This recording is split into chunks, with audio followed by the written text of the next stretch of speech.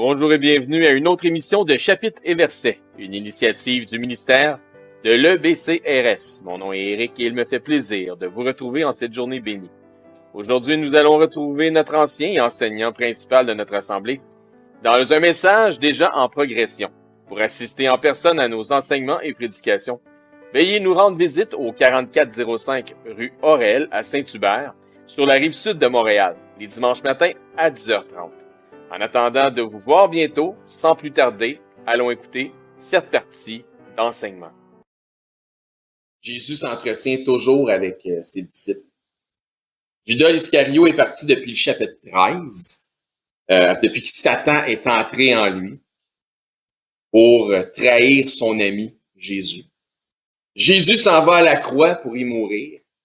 Il va y mourir, ce qui est tragique en soi, puisqu'en plus d'aller mourir sur la croix, il va passer par la torture, l'humiliation, le fouet, la couronne d'épines, la croix rugueuse sur un dos déjà blessé, les clous, la déshydratation, la douleur extrême, etc. Une mort violente et inhumaine.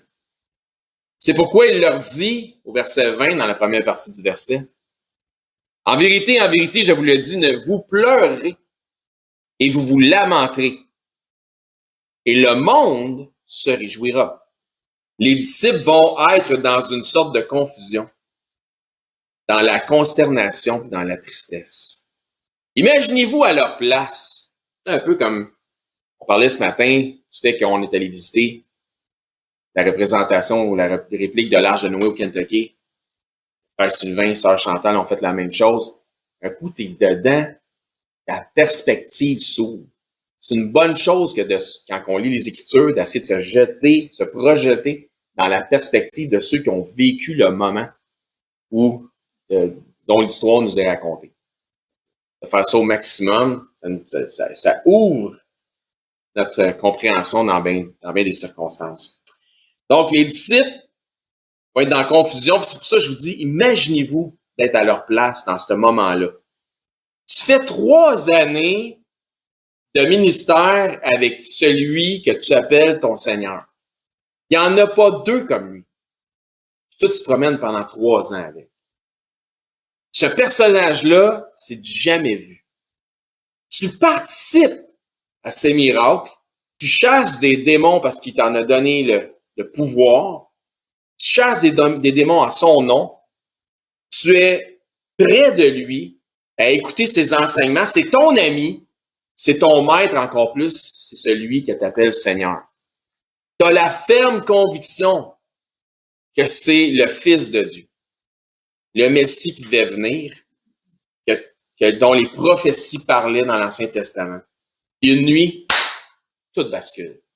Judas le trahit, lui qui faisait partie de la gang. Les gardes viennent se saisir de lui.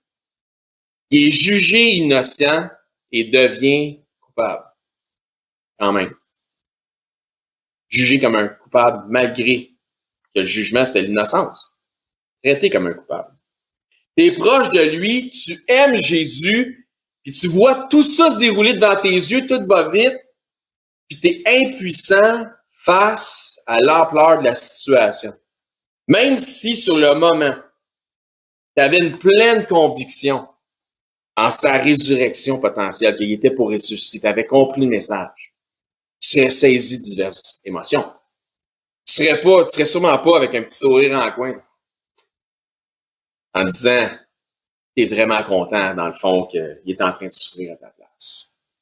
Ça ferait pas de sens.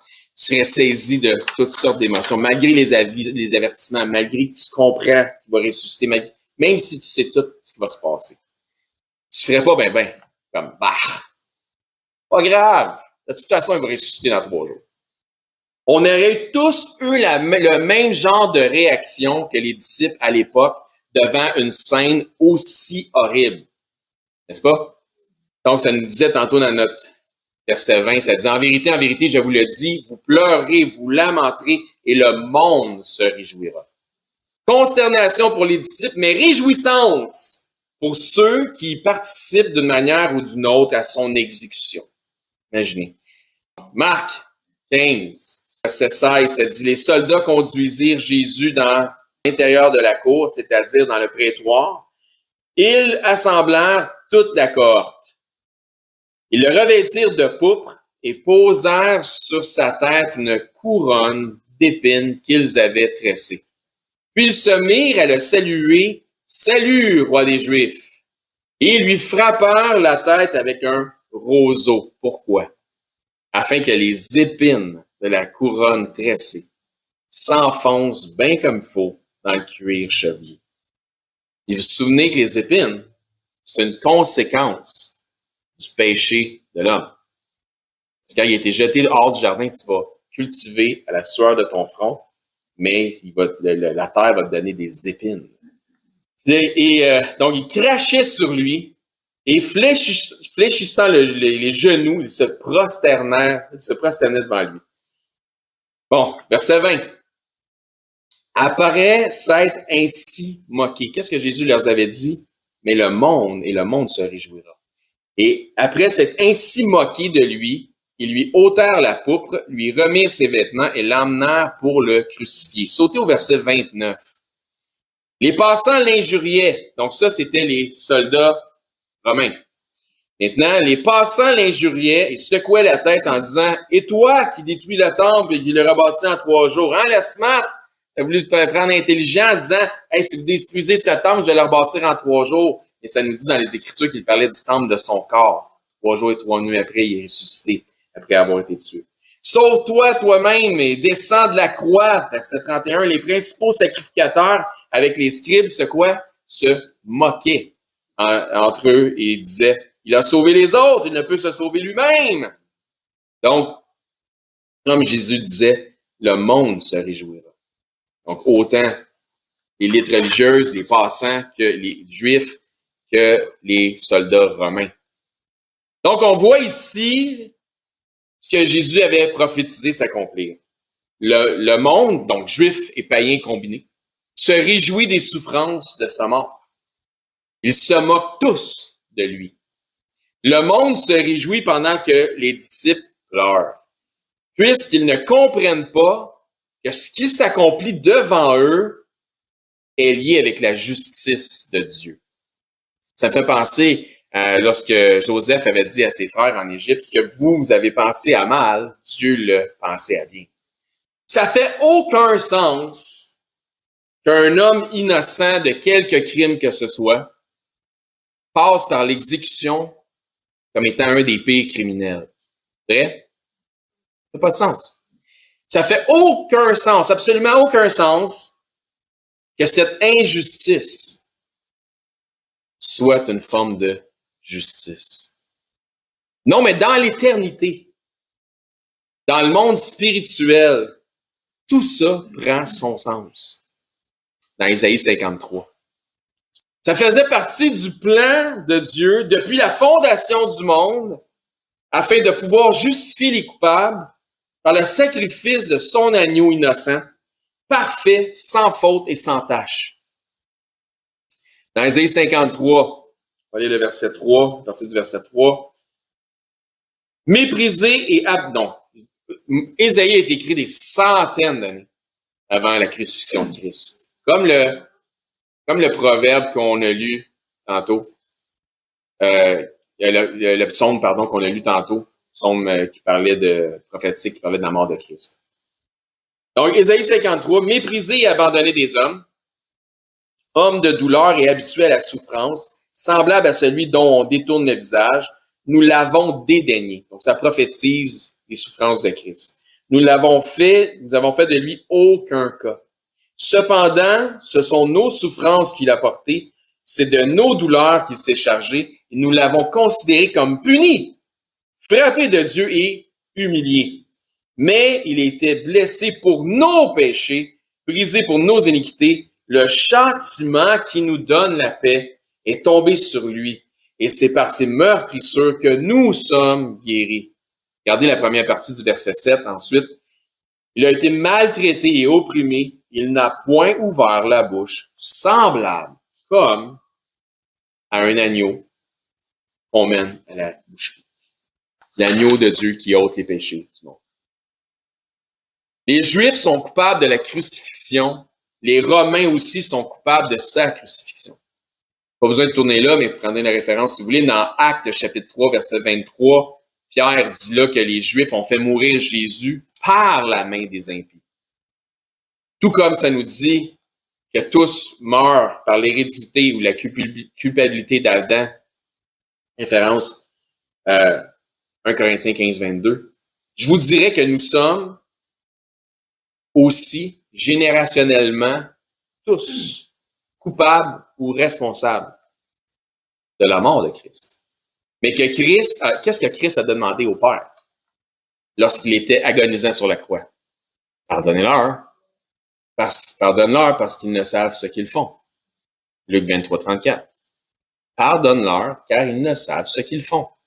C'est dans l'ignorance, mais non pas dans l'innocence, que la sentence de Christ a été exécutée. L'apogée de la création de Dieu, qui est l'homme, lui démontrant toute sa haine en clouant sa représentation physique sur une croix. Dans Jean 10. Ce fut aussi le summum de l'amour de Dieu envers les hommes, de les laisser faire. Quand on dit que Dieu, dans sa perfection, aime même ses ennemis, la mort atroce de Christ sur la croix du Calvaire qui a été permis par Dieu est la démonstration de la perfection de Dieu.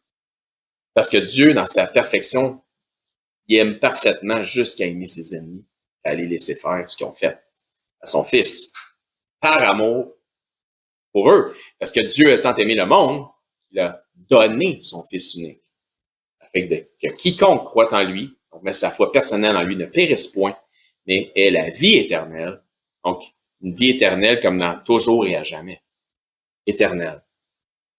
Donc, ce fut aussi le summum de la démonstration de l'unité de Christ avec le Père en donnant sa propre vie pour l'accomplissement du plan divin. Jean 10, 17, le Père m'aime parce que je donne ma vie afin de la reprendre. Détruisez ce temple, je le rebâtirai en 3 jours. Personne ne me l'ôte, mais je la donne moi-même. C'est pourquoi arrivé sur la croix, quand ils sont arrivés pour lui casser les jambes, il était déjà mort. Parce qu'il a dit tout est accompli et il a rendu l'esprit. Il a donné sa vie.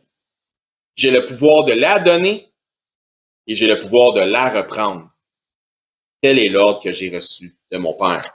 Oui, ce sont les Juifs et les Romains qui ont crucifié Jésus, mais c'est bel et bien parce que Dieu l'a permis, par amour envers les hommes de ce monde. Aussi, Jésus a choisi de donner sa vie par amour envers le Père. Donc, il donnera sa vie, ce qui représentera pour ses disciples une grande tristesse, en fait pour ses amis. Mais il aura le pouvoir de reprendre sa vie. Donc imaginez, encore une fois, imaginez la joie de ses amis maintenant. On a imaginé tantôt d'être dans le scénario atroce, de tout qui bascule. Maintenant, imaginez de revoir Jésus. Amis, frères et sœurs, merci d'avoir été attentifs à cette partie d'enseignement. Encore une fois, mon nom est Éric, hôte de l'émission Radio Chrétienne, Chapitre et Versets, une initiative du ministère de l'EBCRS. Si vous souhaitez joindre un ministère qui, dans un franc-parler, parfois défie les perspectives générales, l'EBCRS est un ministère pas comme les autres qui, par des enseignements bibliques, qui respectent les contextes des Écritures, mais aussi l'accent sur un enseignement qui vise la maturité spirituelle des disciples. Vous êtes invités à venir nous voir les dimanches matins au 4405 rue Aurel à Saint-Hubert sur la rive sud de Montréal. Vous pouvez aussi nous écrire à l'adresse courriel suivante ebcrsmtl1@gmail.com. Je répète, ebcrsmtl1@gmail.com. C'est tout le temps que nous avions pour ce segment d'émission. Nous vous disons à la prochaine et que Dieu vous bénisse abondamment dans la mesure où vous obéissez à sa parole en la mettant en pratique. Bonne journée.